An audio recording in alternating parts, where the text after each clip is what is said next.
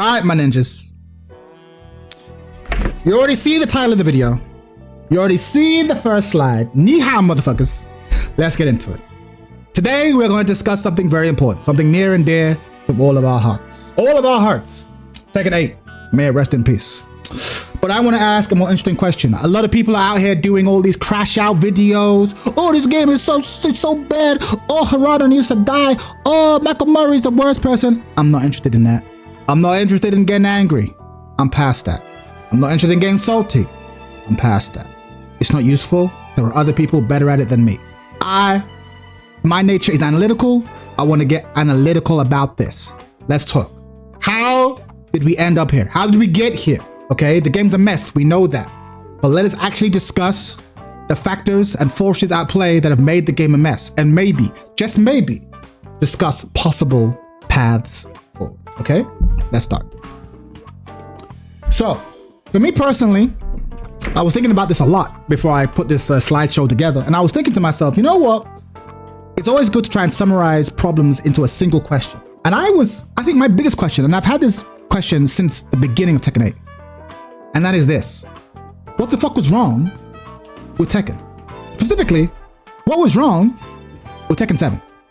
Because everything that happens is really, everything that happened in Tekken 8 is really meant to address perceived problems in Tekken 7, right? So for me, the biggest question is, I love that. Why? What was wrong with Tekken 7? Clearly, they must have thought something was wrong with Tekken 7. And here's why I asked this, right? Tekken 7 was the most successful game in the franchise to date, right? Clearly. So you would think, when you strike gold like that, you would think that the sequel would not deviate too far from whatever formula you have found. That's what I would do. Right? Maybe I'm a bit too conservative, but I'm like, if I've done something that's really caught the market aflame, right? Why would you change it up too much? But for some reason, they must have thought that something was wrong. And I feel that if we can figure out what they thought was wrong with 7, we can really understand how the fuck we ended up here, okay? And potentially even figure out ways that we can make the game better, right? Let's move on. So, Tekken 7, by the end of its life, sold over 10 million copies, had a peak concurrent user count of 18,000, had plenty of users on a daily basis. The game was successful by any metric. No one at the Tekken team and no fan of Tekken could possibly look at Tekken 7 and say that it was not successful, right? We know this. Rocket science, not rocket science. But you have to understand that in the landscape of video games, maybe those numbers, 10 million copies sold, you know, couple tens of thousand concurrent users every once in a while, but you know, topping out towards the end of it was probably closer to about 8,000 users, concurrent users, or maybe 12,000. It's hard to tell because on Steam we can see the numbers, right? About 4, 5, 6,000, but we don't know about Xbox. We don't know about PlayStation. So let's estimate that there's even more players on PlayStation. So let's call it maybe about 15. Let's be generous, right? 15,000. Brit Brov already sees where I'm going. This Fortnite is free. I understand that. I understand that Fortnite is free. I understand that it's not fair to compare fighting games to free-to-play shooters and whatever, but it's important to understand when we're talking about success that we are talking about success in relation to other Tekken games and other fighting games, right? How successful was Tekken 7 really? These are the questions we need to ask, right? Because it's very, when you're in a bubble, it's very easy to think that no, we had it good, but I can understand why investors, perhaps, I don't want to get too ahead of myself, but I can understand why investors perhaps looked at Tekken 7 and thought, did we really maximize our potential? But let me keep going, right? Call of Duty, 33 million active users, right? These are the big numbers. Again, is it fair to compare Call of Duty to Tekken or any fighting game? Of course not. But as an investor, why wouldn't you, right? If there are two companies asking for my money, one is Bandai Namco to invest in Tekken. Another is Ubisoft to invest in Assassin's Creed. Another, let's say a third company is Activision to invest in Call of Duty. There's a good chance I'll invest in Call of Duty, right? Because my return in investment will be higher. Know what I mean? So it's important. You can't just look at your particular genre. If you're thinking about it from a business perspective, you got to be like, okay, why should people with the money dedicate their money into the Tekken franchise? These are real questions you got to ask, right? Even Street Fighter V, widely considered to be a flop, a fail of a game, had 14,000 concurrent users on Steam towards the peak of it, right? The 14,000. That's almost double what Tekken had, right? this is important to keep in mind, right? And Tekken Street Fighter 5 was considered a failure, okay? So even if we limit our scope exclusively to fighting games, you can understand why investors and even just people interested in the Tekken franchise might go, man, why aren't we moving numbers? Why aren't we moving the companies? Everyone who in their right mind thinks that Street Fighter 5 is a superior game to Tekken, right? Who? So how does that work? How do we have the better game and we don't have the numbers? What's going on? You can understand where they might look inwards and be like, okay, is there something that we're doing wrong? Is there something that we can do to bring the religion of Tekken to more people, right? Even if we're not being cynical businessmen and women, even if we're actually being true just lovers of Tekken, who genuinely want to bring Tekken to more people, you can understand looking at these numbers, you might go, okay, is there more we can be doing? And if so, what are those things, right? Investors need returns. This is something that I think a lot of people overlook, especially fans of video games. They don't really realize that, again, thinking like an investor. I know a lot of people aren't going to like this because they don't want to think like investors. They just want to think about the game. I just care about the game, bro. Don't talk to me about money. Don't talk to me about investment. I just want to think about the game, bro. But nothing exists in a vacuum, right? If I'm an investor, I've got 2 million to invest, right? That's not that much for the investor class. I got 2 million to invest. The S&P 500, right? Like the stock market of the US, leading tech stock market of the US, has had bumper returns for the past 10, 15, 20 years, right? Really well. Even when there's been dips, even with the current dip, like the Trump tariff fiasco that's going on, even when there's a dip, a couple days later, there's often a peak up. So we don't know. In the long run, the S&P 500 has been godlike, right? So if I'm going to invest money in a game, it's not enough for that game to offer me, let's say, 4%. If the S&P 500 is offering me a safe 4%, 5%, then I need the games that I invest in to give me more, right? This is part of the reason why the gaming market has been in real trouble recently. Because the games market, many of my favorite games have sort of in that AA range. They weren't AAA games, they were AA. I'm talking SSX, I'm talking NBA Street, I'm talking, what am I talking? I'm talking Tony Hawk's Pro Skater, right? I'm talking, what up, Jaden? I'm talking Pro Skater. I'm talking like games that aren't necessarily going to sell billions and billions and billions, but they're going to turn a profit. It's not enough to turn a profit anymore. Now, you either need to make the biggest profit, you got to make dumb numbers, or you ain't worth investing in, right? So this has put all game developers in a really tight spot. And again, I know a lot of you are rolling your eyes. I don't care about this, chat. I only care about Tekken. I just want to talk about frame data. Nothing exists in a vacuum. We have to understand the big picture if we're going to understand the small, okay?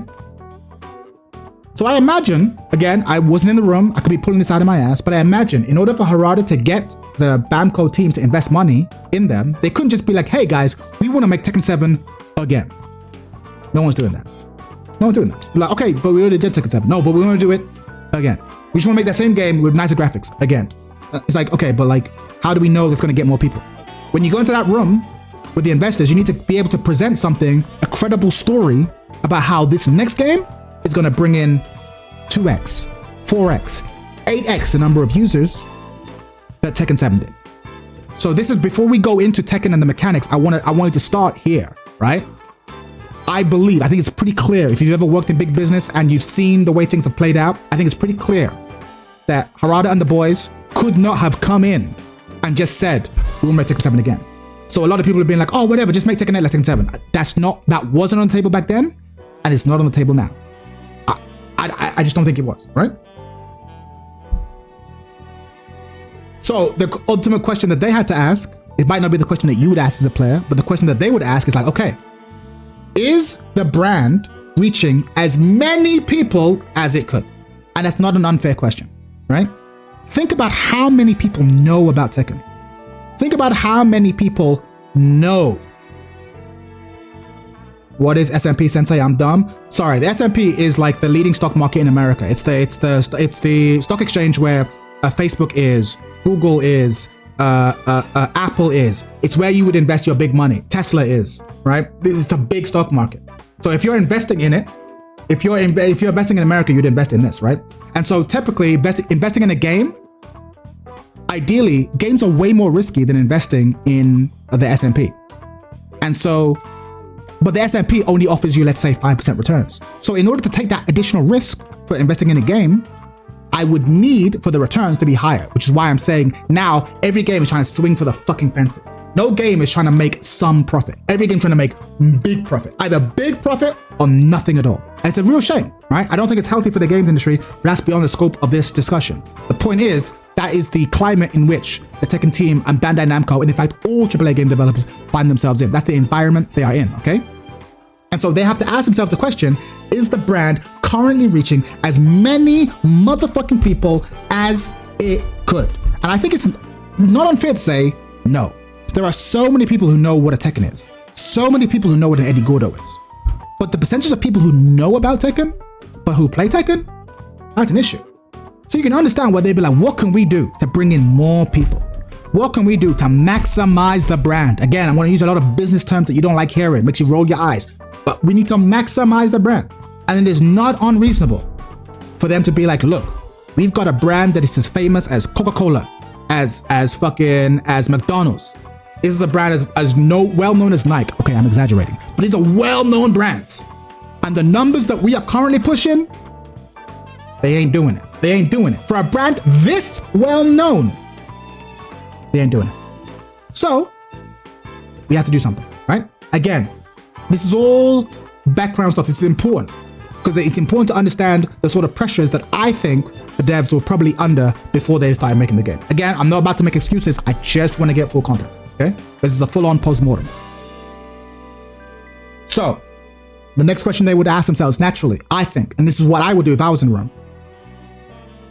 What are the barriers to maximization? Assuming that we have not tapped into the full Tekken potential, which I don't think they have. They had or they have, right? I don't think they have. What can we do to remove as many barriers to that maximization as humanly possible? That, ladies and gentlemen, is what got us into this mess, right? And it's not, and I want to start by saying it is not a bad question to ask. It's not. It's a good question to ask. Whether their solutions were good, different story. But the question, what are the barriers to maximization and what can we do to remove that? All right, Brit Bruv already got great suggestions. Add guest characters. Very effective. Very effective. Right? There are people who know about Tekken, but maybe won't buy a Tekken game. Is there a guest we can put in to make people come in? It's a good move. It's a good thought, right? Okay. But they were easy characters in T7. They didn't have to make the game brain dead. Relax. We'll get there. We'll get there, Ken. We'll get there. But it seems like we're all on the same page. Business pressures. Maximizing the brand. Let's get in. Add fanboys, Hades. We already have Leo. We don't need any more. All right. Next. So let's maximize. What are the obstacles to maximization? First one. Knowledge check tax. On my Colo stream, I got into a bit of trouble because I was talking about going to the island. I'm not gonna reiterate that. If you know, you know. But one of the points I was trying to illustrate when it comes to Tekken was this, and it means a lot to me. Okay. And I truly believe this, and it's a very controversial view amongst Tekken players. I believe that Tekken is the most demanding fighting game to get competent at. It's more demanding than any other game, okay? And that doesn't mean that the game requires more skill. I don't want you to think that I'm gassing up us Tekken players. No, I don't think it requires more skill, but it does require more knowledge. This game requires more knowledge than any other fighting game. There are so many knowledge checks you have to get past before you can actually play the actual game. There are tons of Nina, knowledge checks you have to get past before you can have an honest match against Nina. There are so many Law knowledge checks you have to get past before you can have an honest match against Law. Even Kazuya, you have to know, you have to be confident and comfortable with the movement engine to get past that the Hell Sweep launching mid mix-up, right? There's a lot of just straight up knowledge you have to get before you can actually start to play the honest game. And I think that all fighting games have a barrier, a knowledge barrier, before you can actually start to engage in the sweet nectar that is the upper level of that game. But the barrier in Tekken, I think, is not just slightly more than other games, it is significantly more than other games. And we have all seen pros from other fighting games who jump on DBZ fighters, they'll jump on Guilty Gear, they'll jump on Street Fighter, and they'll come to Tekken thinking that they can bring that swagger, and within a couple months they just fucking drop the game. They get decent, but they drop the game because they really hit that wall of like, hey, look, you're in that blue rank wall or the upper blue rank wall where now you have to study. It's like, look, it's not worth it. It's not worth it, right? That's why a lot of Tekken players only play Tekken because it's like a full-time job. You know what I mean? And now for those of us who have paid that tax, right? For those of us who have played this game and we've labbed all this shit, we're like, yeah, it is what it is. But something you have to keep in mind is that for every one person who climbs that mountain, right? For every one person who does lab all Nina strings, all Jin's bullshit, Law's bullshit, sits there in the lab trying to understand Horang, left flamingo, right flamingo, left foot forward, right foot forward, fucking learns Leo's K&K bullshit, learns how to deal with Xiaoyu's bullshit, learns how to deal with... For every one person who's willing to do all of that, there's at least 5, 10 people who go, fuck this, I'm playing Street Fighter, right? A lot of people. And those people aren't wrong. I've said this multiple times. If you reach that blue rank wall and you see what's required of you to get higher and you decide it's not worth it anymore, that is not a bad choice. Go away, learn a language, learn an instrument, go learn something like actually valuable in your life. You know what I mean? Like, I would not blame you. Tekken players are fucking stupid, all of us. Why did we spend this money? Even when Tekken was good, why spend the amount of time it takes to get good at Tekken when you could learn another language, bro? You could learn Korean. Know what I mean? You could learn piano. Like, you could have, all of us are dumb, bro. But for the love of the game, we played the game, right? We did it for the love of the game. But it was a bad choice. Lol. And I think we're finding that out. That's why everyone's crashing out so hard in Tekken 7, in Tekken 8. Because I think we're realizing how much time we've wasted. It's all coming crashing down. But that's beyond the scope. The point is, this game asks a lot of you. And it's not unreasonable to think, okay, is there a way we can reduce the tax? Because other fighting games don't ask as much, right? Street Fighter asks a lot of you, but not as much. Not as much. It asks a lot of you in terms of skill, but not in terms of knowledge. It's not hard to figure out what Ryu does. It's not hard to figure out what Kimberly does. It's not hard to figure out what Aki does. Not as hard.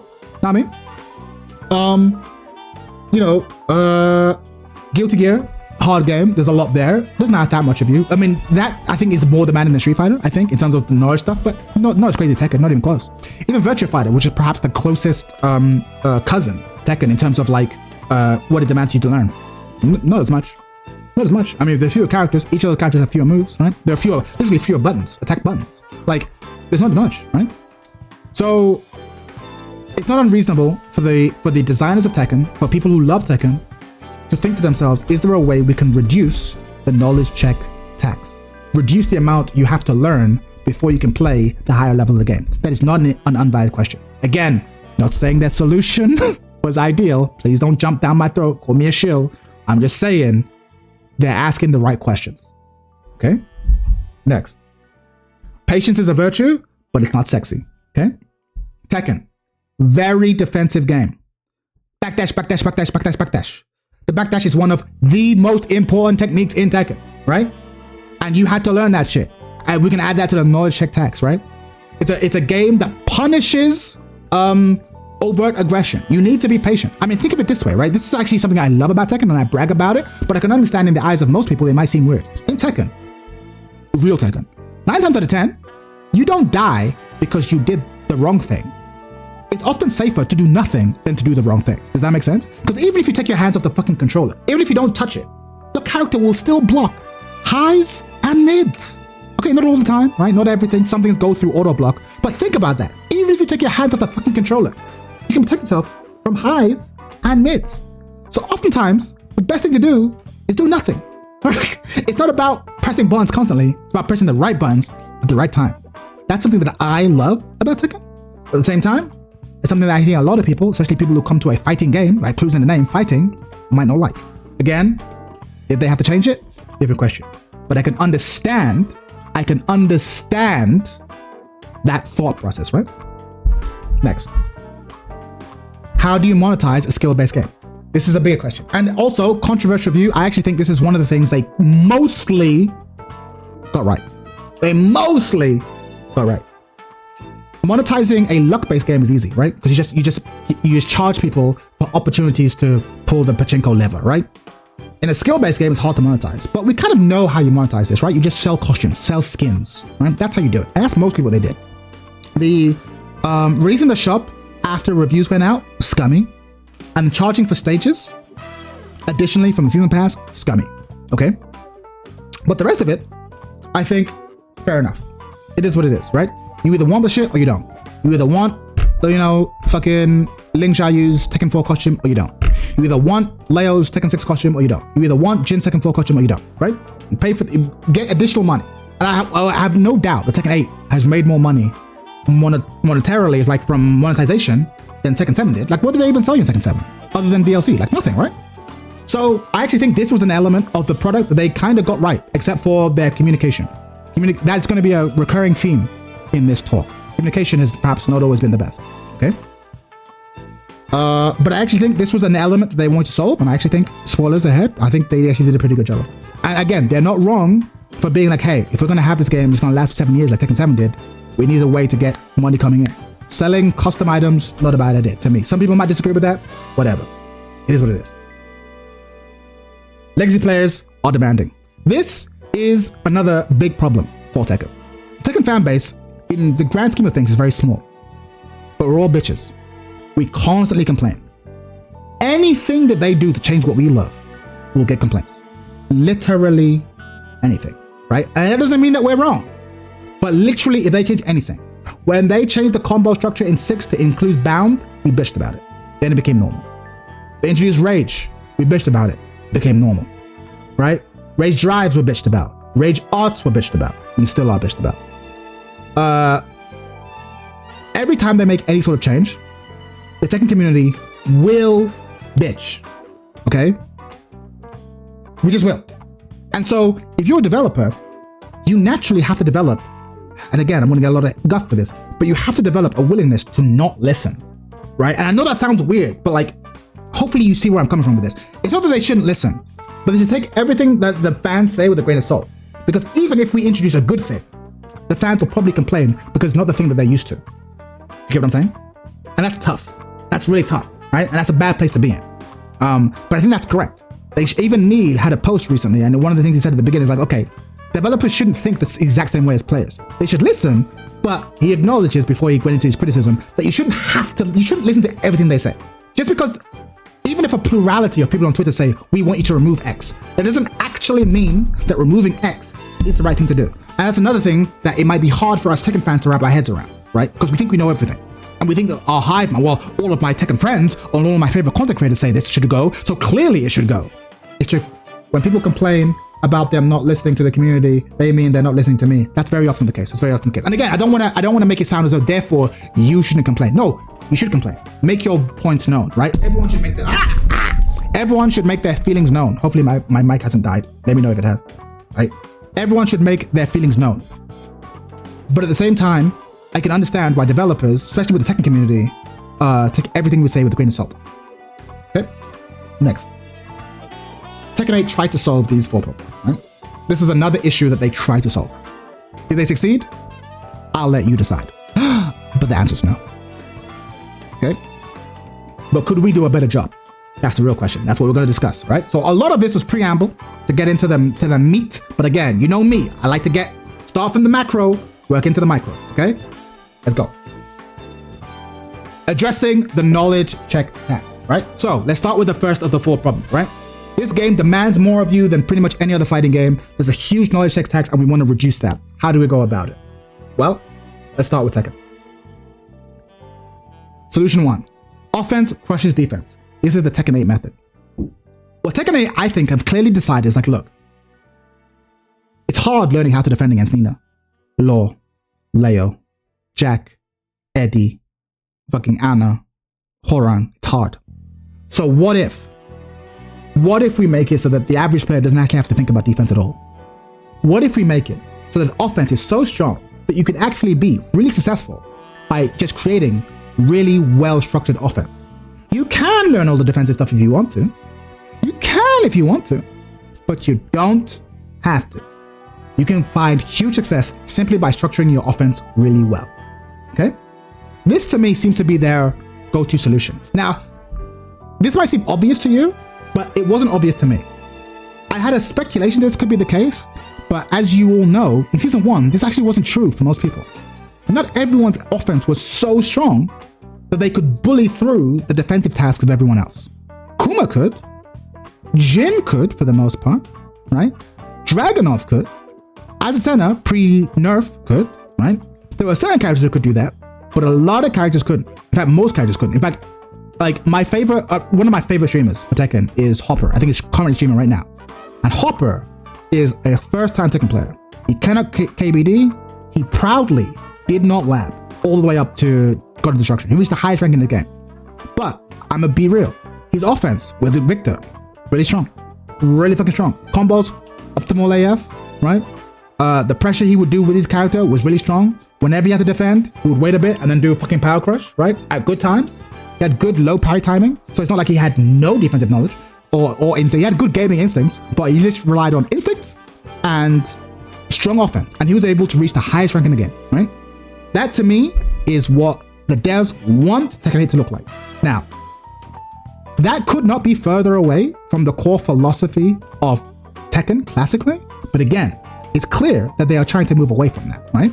So to sum up what I've just said, they could make certain characters have this playstyle instead of universal buffing offense. But this is the thing though. I don't know how to say your name. I'm gonna say Dan. Here's the issue, Dan.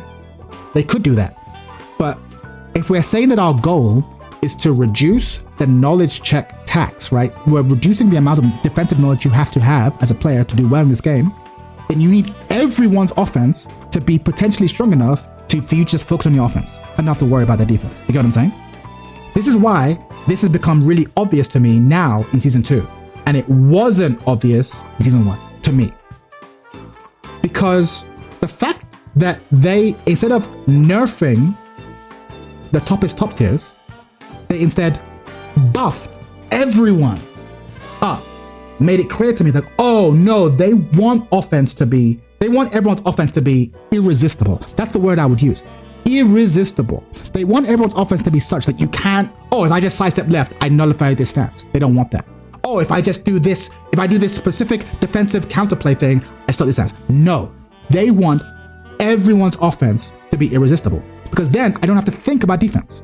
That is not a bug on their part. It's a feature. Again, do I agree with that choice? No. Do I like that choice? No. But I understand why they've done that, right? I understand why they've done that. And it's why I said, even before Season 2 patch came out, I was like, I don't think Season 2 is going to be the panacea that people are hoping for. I had hope for a long time, but about the 6th, 7th month mark, if you've been watching my content, you know I started to go, I don't think it's going to be it, Chief. I don't think we're going to do it, right? They want every character. If you pick Lars, you should be able to focus on your offense and win. If you pick Xiao, you should be able to pick on your offense and win. If you pick King, you should be able to focus on your offense and win. If you pick Azucena, you should be able to focus on your offense and win. If you pick any character in the game, you should be able to focus exclusively on your offense and win. That is their chosen solution. I don't like it, but that's their solution that they went for. And they believed that fans would respond positively to it, that fans would enjoy it, and it would be a better game. And by reducing the knowledge check tax. Turns out, that's not what the people wanted. They pissed off the old heads, which to be fair, I think they always knew they would do, but it was a gamble. They were like, well, if we piss off the old heads, where we make a bunch of new fans that outnumber the old heads, net win. They pissed off everyone, right? Now, what about this? Solution 2, rules over moves. The Virtua Fighter method. So I'm going to talk about Virtua Fighter for a bit. Again, take a drink every time I mention Virtua Fighter. But Virtua Fighter, I think, does a pretty good job of dealing with this issue. I'm not going to sit here and say there are no knowledge checks in Virtua Fighter. There are definitely some, and they're as annoying as they are in Tekken, right? But for the most part, you don't need to know all of your opponent's moves in order to have a good shot against your opponent. You don't have to, okay? You really don't. All I need to know are which of the sort of properties of the moves. All I need to know are the general properties of the moves. I'm going to use an analogy real quick. I think I used it in a different video. Think about Pokemon. If you've ever played Pokemon, you don't need to know all of the stats of every Pokemon in order to make informed decisions about how to deal with that Pokemon. The second I know there's a fire type, I know, okay, hit him with water or hit him with ground, right? By understanding the rules, I'm able to make informed decisions about how to deal with this instance of the rules, or this individual character. In Virtua Fighter, for example, let's say my opponent has hit me, bang. I don't know if I'm -4, -5, -7, -9. And what's more, I don't really need to know all of that. All I really need to know is what do I think my opponent is going to do now? Because if my opponent is going to do a throw, then I can just do my slowest, most fucked up launcher because all strikes beat throws. They just beat throws. When you are doing a strike, you are immune to throws. If, however, I think my opponent is going to do, let's say, a fast, like a frame trapping move, then I can sidestep. Because if a move is not programmed to catch sidestepping, if it's not a programmed tracking move, then my sidestepping works. There's none of this Tekken shit where it's like, oh, if I'm -5, I can sidestep it, but if I'm -6 or above, I can't. No. None of that shit. If I do a sidestep and you do a move that isn't tracking move, I'll just crush it. The same way that sort of like hop kicks crush lows, evades crush strikes, right? So again, I don't need to know every instance of frame data. I don't need to know every instance of every move. Simply by knowing the properties of your next move, I can make informed choices, right? And this is what allows you to play, I think, to a pretty decent level against other characters. Even if you don't know everything about them, it's still useful to know more about them, but you don't have to know everything. Simply knowing that once you understand the general rules of Virtua Fighter, you can kind of muddle your way through. And the winner will typically be the person who has a superior understanding of the system as a whole. I'm an aggro player that likes giving my opponents bigger problems than they're giving me, but this BS season, it's pretty fucked up. Okay. Make strings strong versus making strings weak. This is another great example. Again, talking about Virtua Fighter versus Tekken 8. In Tekken, typically, strings are actually quite strong. A large part of the knowledge check that I'm talking about is dealing with strings. Okay, this string ends in a low, this string ends in a high, right? Strings are pretty dominant in Tekken and have been for the longest time. And a lot of your homework is just learning to deal with these tricky ass strings. In Virtua Fighter, there are lots of strings, but most strings are actually like weak as fuck. Like you can step them.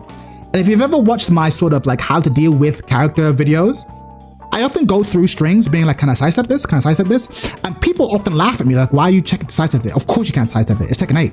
Or not even Tekken 8, it's just Tekken. You can't sidestep that. But there's a part of me that feels like, but that last hit seems so slow and I know it's coming. Why do I just have to hold it? You just have to hold it. And in this game, even more so you have to hold it. Because now, even if there's like a sort of, let's say a mid-high string, they keep giving those same characters a mid variant that like heat engages. So now you really can't afford to use the string knowledge you've acquired because you're actually taking greater risk. Just block the high, right? And again, this is a design, I'm sort of rambling right now, but this is a design choice that they made, right? They could have decided to make strings in this game weak, but they decided to make strings stronger. It was a choice. It was a valid choice. I think it was the wrong choice. And I think I would love a Tekken game, where actually strings were quite weak. Where technically, if I know, I don't need to know if the next one is mid or high. I just need to know if you're going to do it or if you're going to delay it, right? In Virtua Fighter, strings are quite delayable. So that's how you track people stepping, right? And I would have liked to have seen them move in that direction. They didn't. Instead, they just gave us really strong strings, which in a weird way added to the amount of knowledge. Well, it wasn't even knowledge check tax. You just have to hold it. There's nothing to know. Just fucking hold it, right? Yeah, again, another choice that I'm not a fan of, okay? Remove bloat. Okay, so this is a big one. Chad always bullied me on Virtua Fighter. That's only because you just started. Trust me, you'll get there. You'll get there. You start beating me up soon. Remove bloat. So I'm gonna ask a question. Does every character in Tekken 8 still need their 10 hit string? Why do we have 10 hit strings? Personally, I hate 10 hit strings. I hate 10 hit strings because they only exist to knowledge check people. You know what I mean? That is the only function they serve. They are just pure knowledge checks. Do you know how to deal with this? Okay, cool. Do you not know how to deal with this? Okay, cool. Right? They don't serve like complex, interesting, tactical value. They are just raw, hard knowledge checks. And I hate them. No, it's a funny thing for casual. Exactly. And I would have liked to have seen them removed, personally. Okay? Here's another one. It's a controversial one. People are going to give me shit for it. But snake edges. I think snake edges are bullshit, right? And again, I can block snake edges consistently. Just the other day, I was blocking fucking Asuka's, I am making her pay for it. So I'm not saying this because I can't deal with them. I can't. But I'm saying this because when I started, I couldn't deal with them. And they just freed me up. And once you get to, not even a high level, once you get to an upper mid level, snake edges become nothing. You can just deal with them, right? They don't exist at high level. They seem to only exist to kill noobs, right?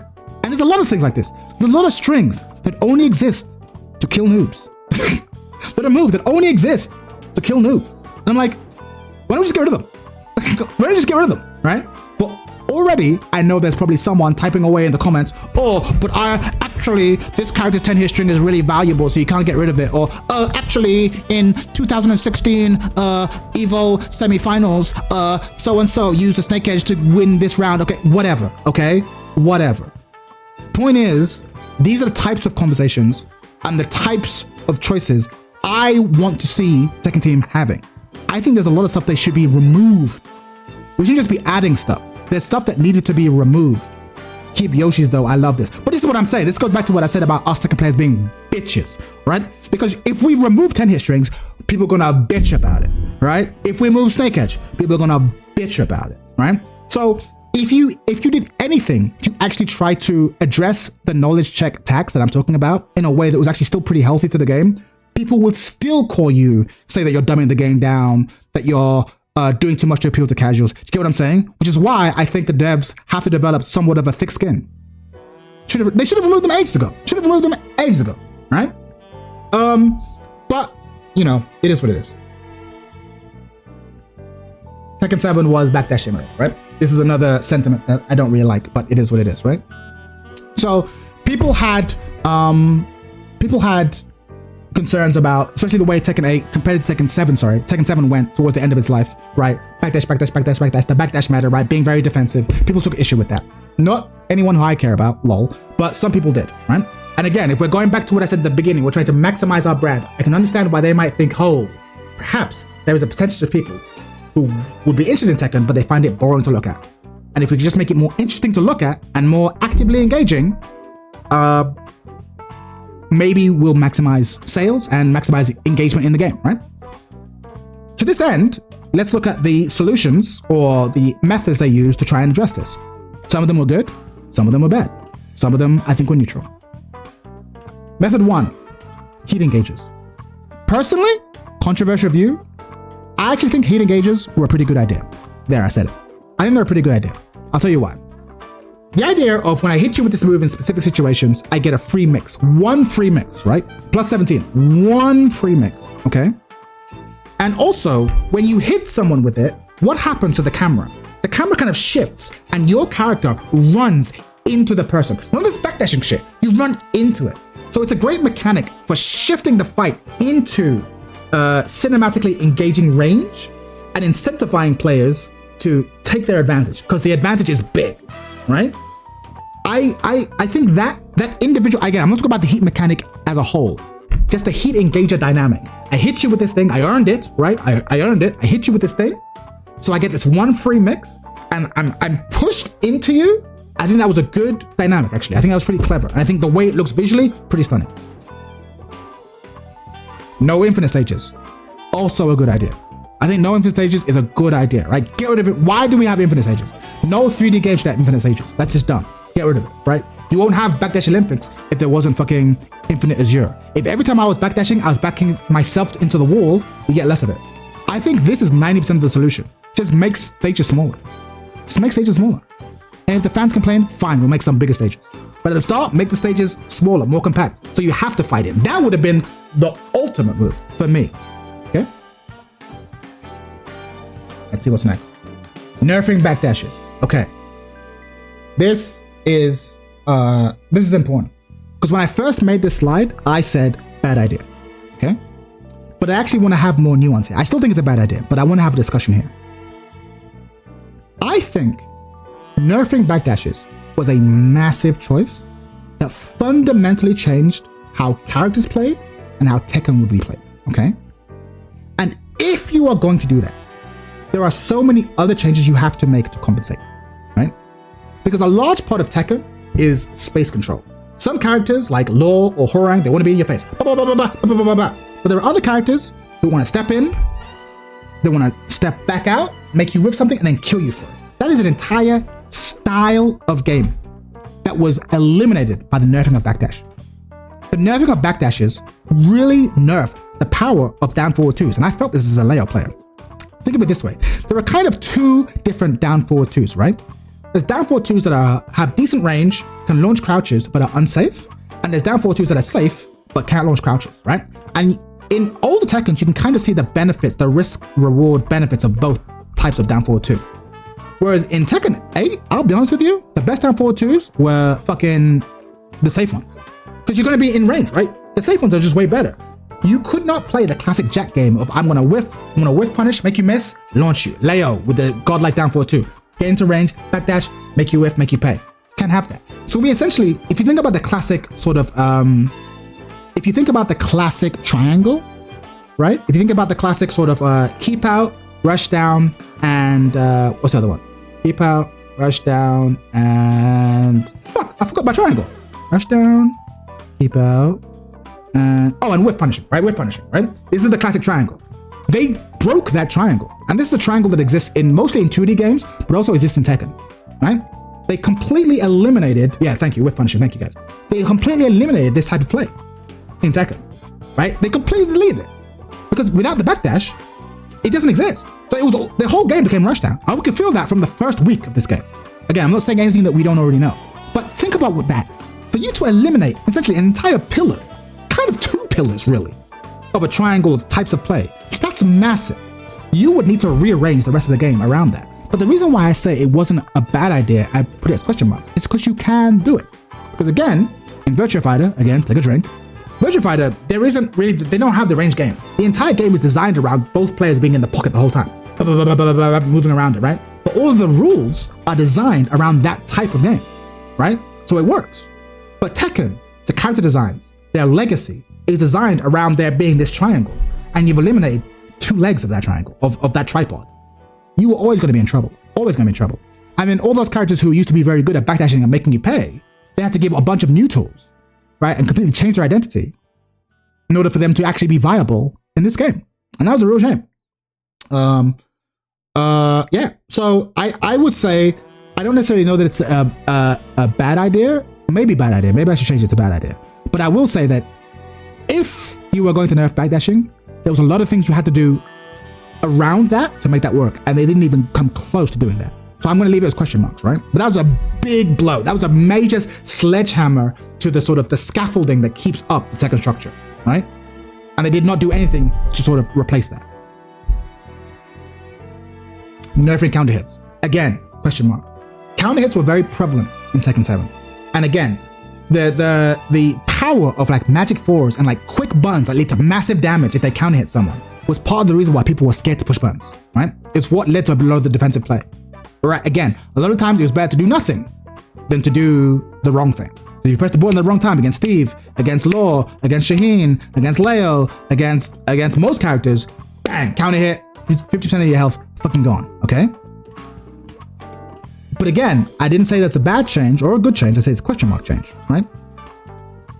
Because when you nerf counter hits, as people have already said in the chat, once you nerf counter hits, you are again buffing offense. You are encouraging people just mashing buttons in your face. And given that we've already nerfed backdashing, did we really need to also nerf counter hits? Do you know what I mean? Like that seems like we're over egging it at this point, right? Let's say you nerf backdashing, right? But you kept counter hits. Game could potentially be interesting. Let's say you nerf counter hits, but you kept backdashing. Game could be interesting. But to do both is to really, not only have we now eliminated 2 elements of that triangle, leaving only rush down, we've really just added extra fuel to that rushdown triangle. It's at this point you should start to see how even on the design level we are watching the cake that was Tekken become kind of lopsided. You know what I mean? We're watching it sort of, we're losing bounds, right? We're seeing how it's happened, right? Buffing hitboxes, terrible idea. Again, added on top of what we just said. We've already nerfed backdashing. Did we need to also nerf counter hits? We've also nerfed backdashing. Did we need to also buff hitboxes? Again, keep backdashing the way they are, but buff hitboxes. Fine. Or, right? Let's say, you know what I'm gonna say, right? Either nerf backdashing or keep the hitboxes, nerf backdashing and then buff hitboxes, or buff backdashing or keep backdashing the way it is, right? But then buff hitboxes, right? Like one or the other. I probably fucked that up, but you know what I'm trying to say. You didn't need to do both. You did not need to do both. And again, one more time, not only have we eliminated 2 legs to the triangle, we have just added shit on top of that. Because again, that game of I'm gonna come forward and I'm gonna step back, you're gonna whiff, I'm gonna whiff punish you, that game is now even harder, right? All of these changes are compiling on top of each other, right? Why are all of these at once? Send tweet. Lol. Suddenly the game is always played at range 0, and even if you try to escape range 2, there's a move that will catch you and put you back at range 0. Exactly, Dizzy, exactly, right? And again, space control is part of Tekken, right? Tekken is movement. It's about multiple characters trying to get into their ideal range. When I'm playing Leo, again, I love Leo, or I did, right? When I'm playing Leo and I'm fighting against Kazuya, I know Kazuya wants to wave in. So I want to stay in Kazuya's face. Bah, bah, bah, bah, bah. Same with Jack. I'm not going to outrange Jack, so I need to stay in Jack's face. Meanwhile, when I'm fighting against fucking Law, okay, no, I'm going to try and whiff punish this motherfucker. I'm going to try and whiff punish his shit. I don't want to get into a frames fight with Law. I want to lose that fight. You know what I mean? I want to make Korang pay. I want to make him miss. I want to make him pay. So being able to, Leo's whole thing is that he's not the master at any one range, but he's solid at all ranges. So you would fight each opponent at the range where you had the advantage. That was the thing. So your game plan was always shifting. And so I felt it from day one, like, this feels weird because it's no longer valuable to have a character who's good at all ranges. You need a character who's godlike at range 0. And I think a lot of players for a lot of characters felt that way. But yeah, buffing hitboxes, terrible idea. Nerfing defensive tools, also terrible idea. Again, given everything we've said, why would you make it so that parries can no longer, why would you make it so that low parries no longer led to full combos? Why would you make it so that reversals could no longer work on unblockables and could no longer work on airborne moves? Why would you, again, given that we're going to be at frame 0, right? Why would you make it so that the defensive tools that are useful at range 0 are weaker now than they've ever been? Why would you do that? Why would you do that? You would think, if anything, you'd make them stronger than they've ever been before, precisely because they're going to be under more pressure. Again, it is just another extra layer, right? Another weight on the scale in favor of rushdown at the expense of keep out and whiff punishing. It's, again, already on a design level, we are seeing the Tekken structure just collapse at this point, right? And then, for me, the worst choice. Why nerf combos with Tornado and have Tailspin for more combos? Buffing combo length and combo everything is the worst possible choice. I think out of all the choices, I think it's crazy they went the way they did. And first of all, I vaguely remember Harada saying at some point in interviews, we want to bring down combo lamps. It's actually one of the few things they said pre-launch of the game that actually made me somewhat hopeful. Because in this game, when you guess wrong and you get launched, you have to sit there and watch a fucking 6 second to 15 second cutscene, okay? And so when the cost of being wrong is that high, I don't want to guess. Okay, I don't want to guess. The cost of being wrong is that high. Again, in Virtua Fighter, take a drink. When I get launched, I just get launched, I take a bunch of damage, and then I die. That's it. And I get back in the game, right? Immediately. I feel more confident making guesses in Virtua Fighter, because when I'm wrong, okay, I'm wrong, whatever, we're back in the game. In this game, in Tekken, when you're wrong, I'm done for like an hour, and it's the worst. So if you want a game where people will guess more, and you want people to feel more comfortable making guesses, you shouldn't allow the consequences of getting a guess wrong be fucking just watching this hour-long cutscene, right? Again, it's a choice you have to make. Offensive moves being so overtuned leads to less interactive play. Yeah, we know this, right? Hold this cutscene. It's the fucking worst, right? It's a bad choice. And again, you can have your big combo length if I have great defensive control. But if you're going to make me guess, if you're going to force me to guess, then you can't make the cost of guessing wrong be as heavy on my time as it currently is. It's fucking crazy. You needed to go back to what you needed to do was go back to taking 5 length combos. But not only did they not do that, they extended combo length. Again, going back to my talk on the Mike Hollow podcast, one of the things I suggested was like, hey, look, what if they got rid of Bound?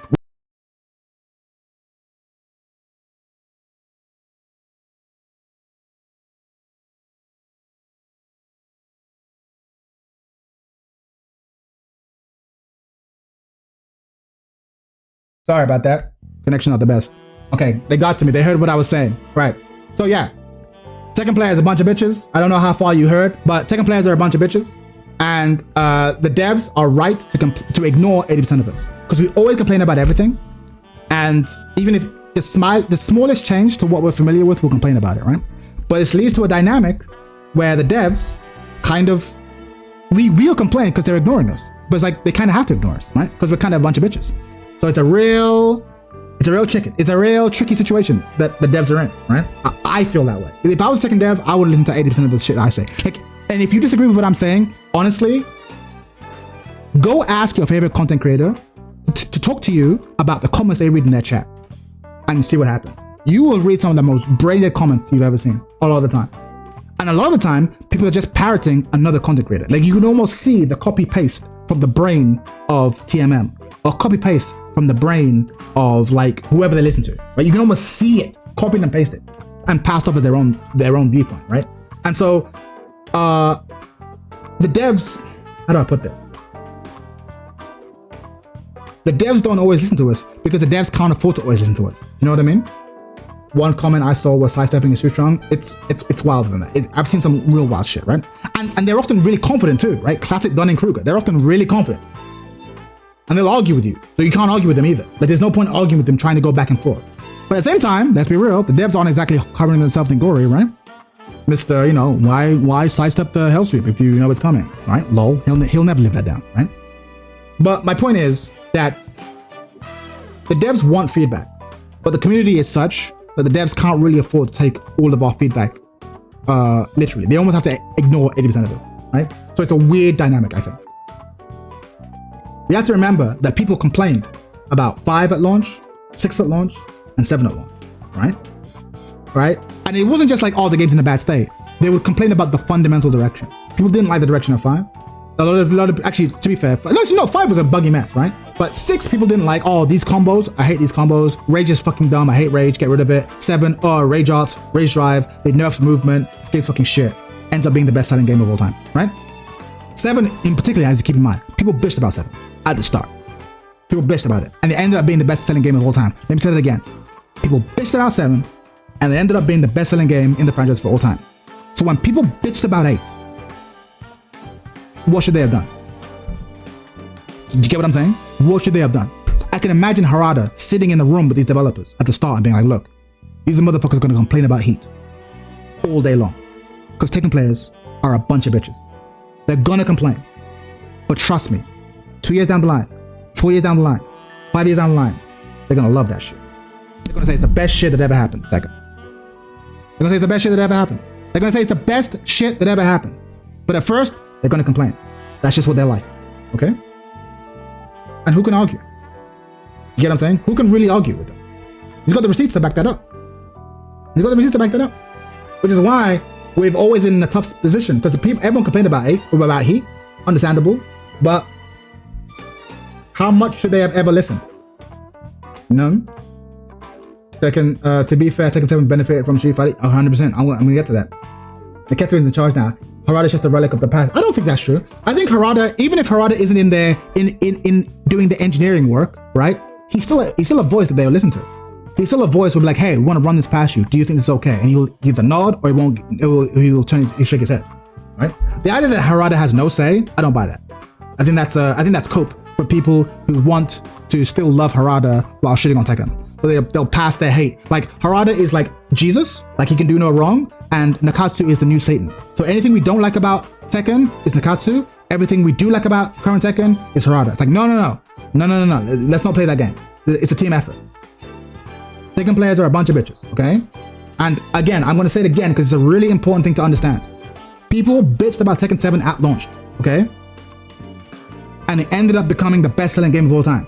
So I can understand why a development team would hear people bitching about heat and said, give it time. They'll come around. They'll come around. Yep, they're bitching. They'll come around. They say the same thing about Rage Arts. It's the same thing about Rage. They'll come around. Oh, nerf movement. They'll come around, right? You almost have to have thick skin to be a Tekken developer, right? Which is ironic given the way that Mori acts on Twitter, but that's not really what we're talking about right now. People are attracted to their trash. Like I said before, even if you wanted to make the changes that are necessary to make the game more, to make the game better than it was, okay? People will just attack you. Just a second ago, I was like, I think we should remove 10 strings. And I already had people in the chat being like, oh, well, actually 10 strings are really useful. Don't get rid of them. I like my 10 strings. Okay, cool. Oh, did I disconnect? Did I disconnect again? Y'all gotta tell me in the comments if I disconnect. Y'all gotta tell me. can't see.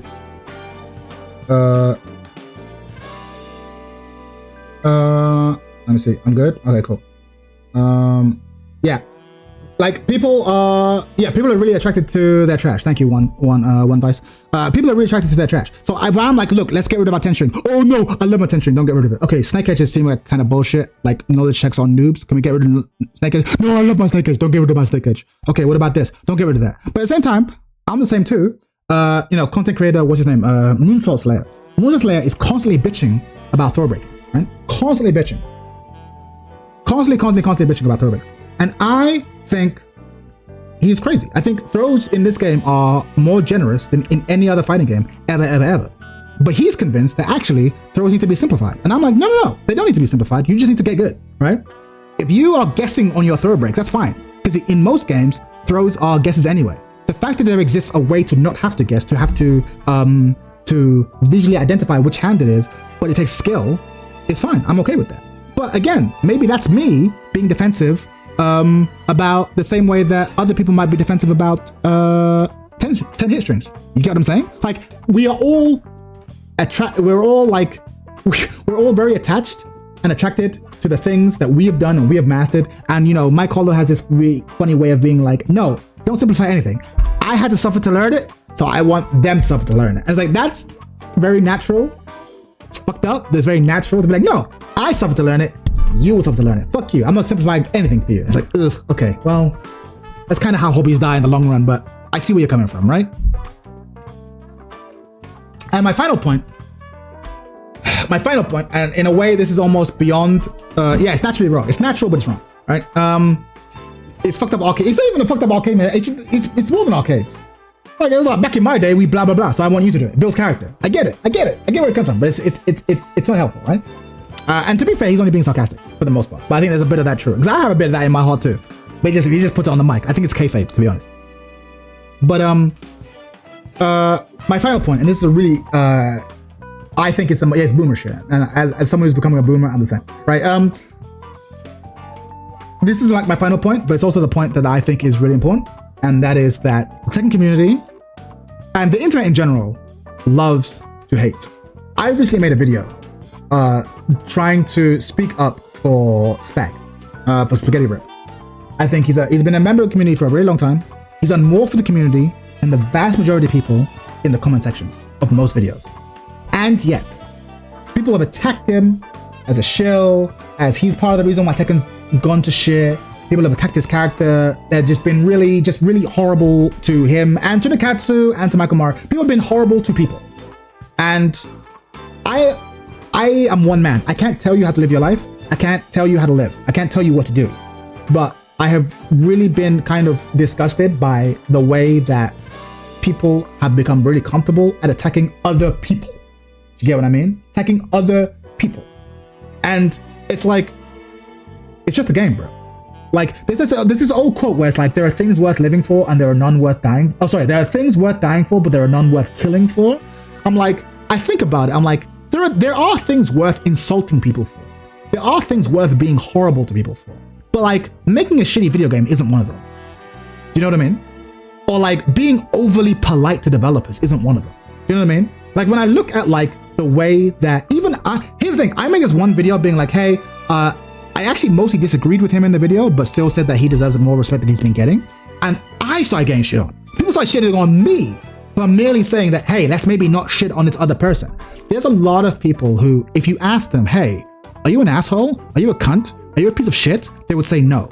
But the second it becomes socially acceptable to shit on someone, they will be the first ones out there with their stones and their pitchforks to do it. Because in their hearts, that's who they are, right? That's who they are. They want to do that. They want to tear people down. They want to be shitty to people. And the only reason they don't do it to everyone is because they would get fucking yelled at, right? Or they would suffer negative consequences. But the second it becomes socially acceptable, or the second a part of the community decides, okay, this person is persona non grata, we're allowed to treat this person like shit, it all comes out of the woodwork. And no community is perfect, you know what I mean? I still think we're slightly less toxic than the Guilty Gear community, lol. But like this aspect of this like fondness for being shitty to people is something that I'm not a big fan of. And yeah, I came out to defend Rip. Sorry, spaghetti rip, and I'd do it again. And by the way, if you're watching this, if you were a content creator, I'd defend you too. Like if you were a content creator and you said opinions online that people didn't agree with, or like you formatted your message in a way that other people wouldn't like, and people started treating you like shit, I'd defend you too. Because you're a human. You're a human being. Like nothing about this game warrants treating other humans like shit. But there's a lot of that, and I'm not a fan. I'm not a fucking fan of that. So yeah, I just wanted to put that out there. Like, yeah, try not to be a piece of shit. And when I made the channel a long time ago, I said that I think like 80% of the Tekken community is like literally just pieces of shit. I just want to have a channel that is exclusively for the 20% that aren't pieces of shit. And so if you're one of the people out here just being hateful and you're subscribed to me, please don't. Like, unfollow, unsubscribe. Is there a way to unhit the bell? Unhit the bell. I don't want you here, right? Because I think that it's just shitty. Like, again, make fun of people, sure. Be funny, be playful, and attack people's ideas, sure. But like, why are we being shitty to each other? Like, the game is just, the game has disappointed you, right? The devs have disappointed you with their game. That doesn't warrant being shitty to people on a human level. Know what I mean? But again, this is beyond Tekken. This is just like being a decent human being. I shouldn't have to tell you, but it is what it is. And yeah, I just want to put that was my last point on this thing. Tekken players are a bunch of bitches. And if the franchise dies, we're as much to blame as the devs, frankly. But yeah, I hope that whatever happens next with Tekken. Oh, final point. I actually think Tekken 8 is going to be a great game.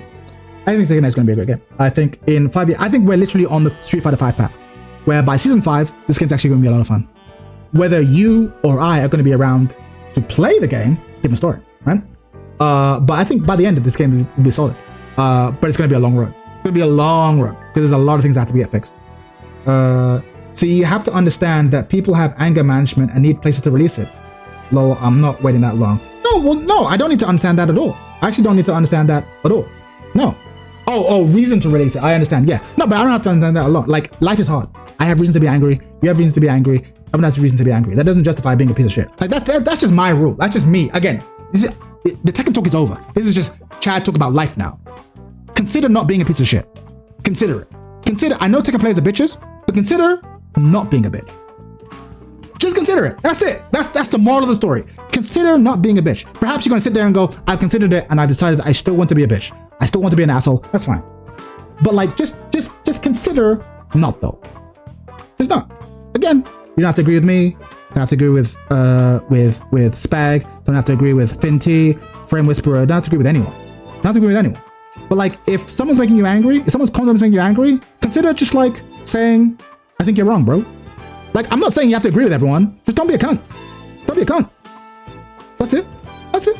If someone lied to you, they're going to be angry. It's an actual thing. It depends on what they're lying to me about, bro. It depends on what they're lying to me about. If they're lying to me about my health and my safety, my family, if someone's doing something that's going to put, if you're an engineer, right, and you're using cheap materials to build a bridge, and I find out about it, I'm going to cuss you out, bro. People can fucking die. People fucking die. Okay?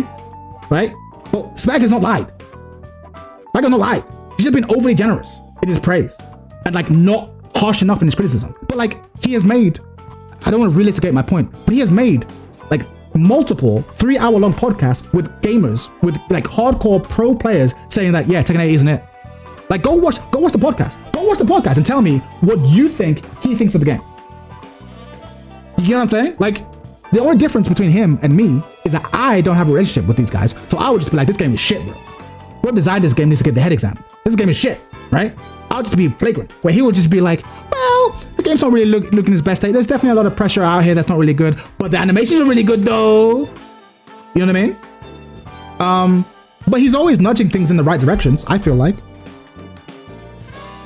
Yeah, but they're on podcast, therefore also shows. Yeah, I guess so. Yeah, people are full of shit. But yeah, again, I'm rambling now. This is beyond Tekken talk. This is just me trying to be armchair philosopher. Be cool. Yeah, consider this a blessing. You know, if you've been spending a lot of time playing Tekken and you're currently pissed, maybe go learn a language. Fuck it. Those 2 hours a day you've been spending playing Tekken, maybe go learn French. Or Spanish. Go write that book you've been thinking about. Know what I mean? Go learn a guitar. Go do some real shit. Go outside, touch grass. Alright? Maybe spend less time. Fucking don't fill that time with just being terminally online and just being a horrible piece of shit to other people. Just because they made a game you didn't like. Like fucking just be cool. Right? If you can't be cool, then stay the fuck away from me, preferably. Alright? But yeah, that's it. Get the fuck out of here. I'm done. I'm gonna go have some lunch or early dinner. And I will see you guys next time. Peace.